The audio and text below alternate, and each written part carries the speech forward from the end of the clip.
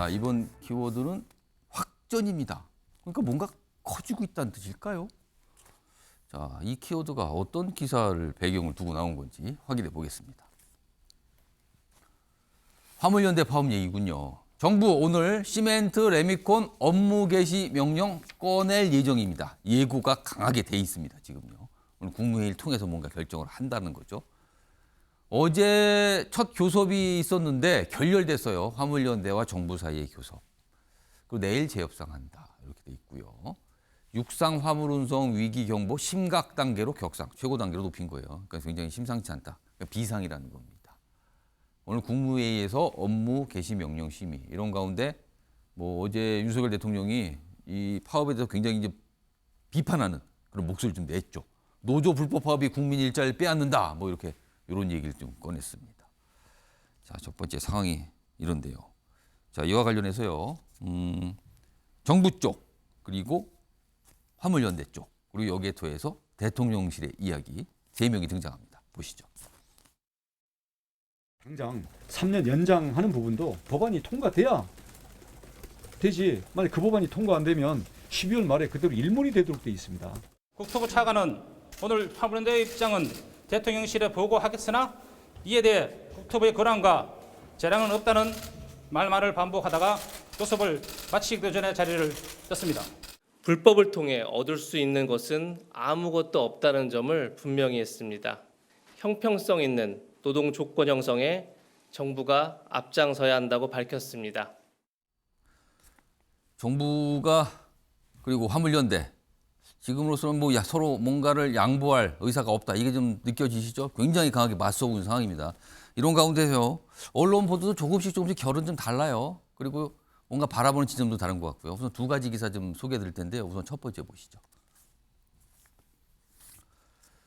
자, 이 기사는 지금 파업이니까 운송이 안 되는 거잖아요. 그 운송의 어려움을 좀 소개하고 있어요. 자, 쇠구슬 위험 구간 빨간불도 무시하라. 시속 80km로 달렸다.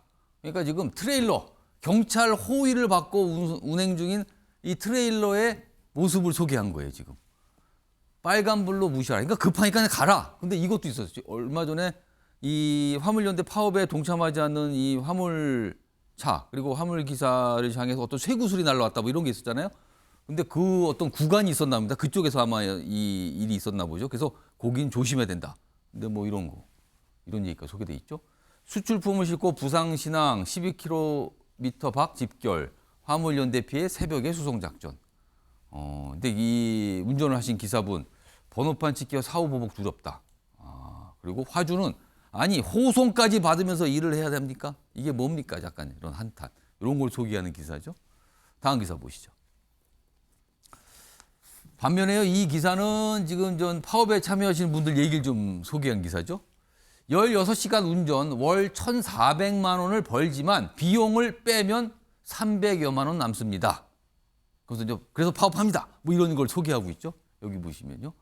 차량 가격만 2억 5천이 들었다. 기름값, 통행료, 할부금 등등등 나가는 돈이 너무 많다. 손에 쥐는 돈이 적다. 뭐 이런 어떤 배경을 좀 설명하고 있죠. 앞선 기사하고도 분위기가 다르죠. 뭐 이런 내용입니다. 아침에 일경제에서는 이런 내용 좀 골고루 전해드립니다. 그리고 시청자 여러분께서도 다양한 의견을 좀 접하시라고 좀 전해드리고 있습니다. 일단 상황이 좀 이렇습니다. 지켜봐야 되는 상황입니다. 지금요, 뭐 계속 교섭을 한다고 하니까요. 자, 이런 가운데요. 다음 기사가 있습니다.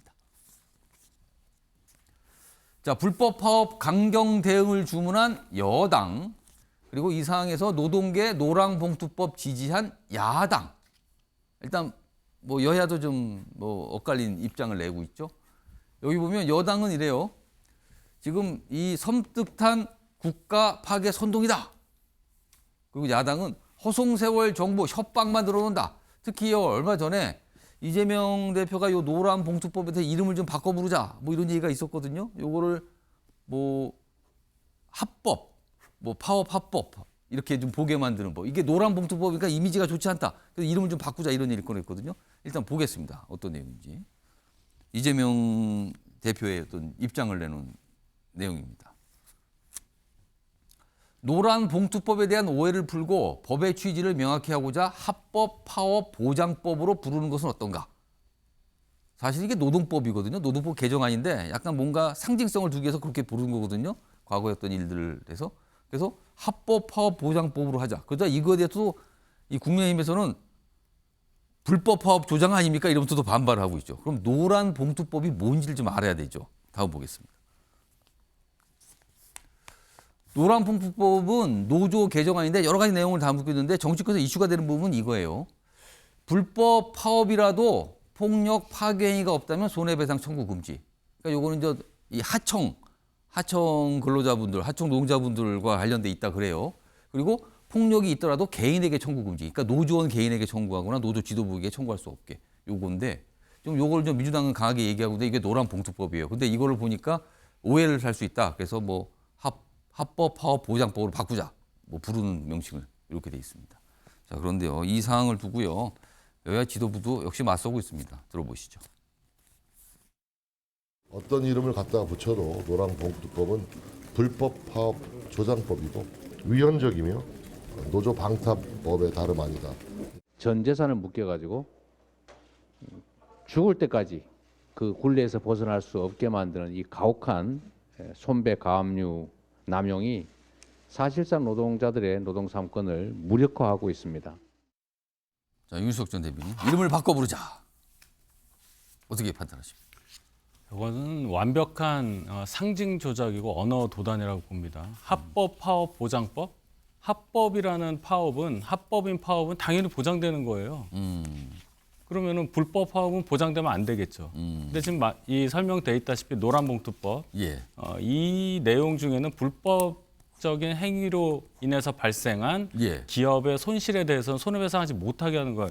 그걸 제일 무서워하는 겁니다. 노조가 파업을 할 때. 노란봉투법이라는 이름도 그래서 나온 겁니다. 예. 쌍용차 파업 때 47억 원 배상 판결 나온 것에 대해서 예. 모금 운동하자 하면서 노란 봉투가 나와서 그래서 노란 그 봉투법입니다. 모금 봉투의 색깔이 노란 봉투. 그렇습니다. 예, 예. 그래서 이 전체적인 내용에 대해서 물론 노조 입장 이해 못하는 바가 없을 수는 없겠지만은 예. 그 과정이 문제인데 이재명 대표 측에서 민주당에서 이 노동 관련한 사안에 대해서 이 부분에 올라타게 되는 것은 지지층 공고하게 하는 면에서는 뭐 긍정적으로 볼 수 있겠지만은 예. 결국은 국민들께서 판단을 하시는 거예요. 지금 화물연대 파업 때문에 전 국민이 불편을 겪는 거 아닙니까? 예. 그럼 결국은 이걸 그대로 놔두게 되고 더 조장할 수 있는 법안을 민주당에서 계속 한다. 예. 이 피해는 전체 국민이 받는다. 이 부분에 대해서 집중해서 생각을 하신다면 이거 그렇게 쉽게 계속 추진할 수 있겠는가 이런 반문을 해봅니다. 자, 박상희 의원님. 이 노동 현장에서 우리나라 같은 경우에 특히 합법 파업과 불법 파업을 명백하게 구분하기가 쉽지 않습니다. 특히 노동 조건 뭐 다단계 하청이 예. 있는 상황에서 이 노동자들이 정말 뭐 불법 파업이 없었으면 좋겠습니다만 그것이 명백하게 합법 파업이다. 이렇게만 볼 수 없는 요소들이 굉장히 많거든요. 우리 같이 사내하청도 있고 이런 상황 속에서 예. 그런 가운데서 잘 아시는 것처럼 손배 가압류로 인해서 완전히 노조 그 파업에 참여했던 사람은 평생 그 굴레를 벗어날 수 없는 그런 아픈 현실이 있습니다. 예. 그런 부분들을 우리가 좀 감안하고 이 사건을 좀 봐야 될 것 같고요. 저는 지금 갑자기 최근에 이 노동계를 바라보는 윤석열 정부의 이 모습을 보면서 예. 과거 이명박 박근혜 정부도 아니라 예. 육공화국 말기 현상이 나타나고 있지 않냐라는 생각이 들어요. 굉장히 정권 초기임에도 불구하고 예. 김문수 씨 같은 사람을 노사정위원장으로 앉히고 노동계를 국가 뭐 전복 세력이다 뭐 이런 식으로 예. 간다라는 것은 기본적으로 이 노동 문제를 가지고 대화 타협을 해야겠다라는 그런 뭐 마음을 예. 갖고 있지 않는 그런 점들이 굉장히 안타깝습니다. 신정현 전 부의장께서 발언 요청하셨는데 한 30초 드릴게요. 네, 말씀하세요. 네. 지금까지 아마 6월부터 파업을 선언한 이후 지금까지 윤 정부가 무슨 노력을 했는가라는 걸 좀 묻고 싶은 겁니다. 사실은 정부가 운수 노동자들이 개인 사업자이기 때문에 안전 및 처우 개선 협상의 대상이 되지 않는다라는 입장을 고수했어요. 예. 그런데 이렇게 파업을 선언을 하니까 또 이제 와서는 강제 노동 카드를 들어가지고 이렇게 하지 않으면은 법적인 처벌을 내리겠다라고 또 이야기를 합니다. 이율 배반적인 것이죠. 노동자로 인정할 수 없다라고 말하면서 정작 노동자들에게 하는 이 징계를 내리겠다라는 말도 예. 사실 맞지 않고요. 대화가 시작되기 전에 이미 벌써 국민의 경제를 볼모로 일자리를 뺏는 행위를 한다라는 낙인을 찍어놓고 어떤 대화를 하려고 하는지 사실은 이 모든 과정들의 내용에는 예. 헌법에도 위배되는 심각한 문제가 있습니다. 모든 국민의 신체의 자유와 강제 노역을 받지 아니할 권리를 침해하는 과정도 있거든요. 이런 것들을 좀 심각히 생각해서 검찰 출신 대통령이라면 더욱더 헌법에 맞는 판단으로 정책을 추진해야 된다. 이렇게 생각합니다. 알겠습니다. 마지막 기사 잠깐 제목만 소개해드리죠. 월드컵 기사 하나 있네요. 총만 안 들었지 전쟁이다. 잉글랜드와 웨일즈 같은 나라지만 아주 앙숙처럼 지내고 있죠. 이번에 경기하고요. 미국과 이란입니다. 원래 안 좋죠, 외교 관계. 진짜 전쟁이겠네요, 미국과 이란은요. 기필코 이겨야 된다. 이런 게 아마 있는 분위기 같습니다. 총만 안 들었지, 이런 내용입니다. 자, 아침의 매일경제 오늘은 여기서 마무리합니다. 시청해주신 여러분 고맙습니다.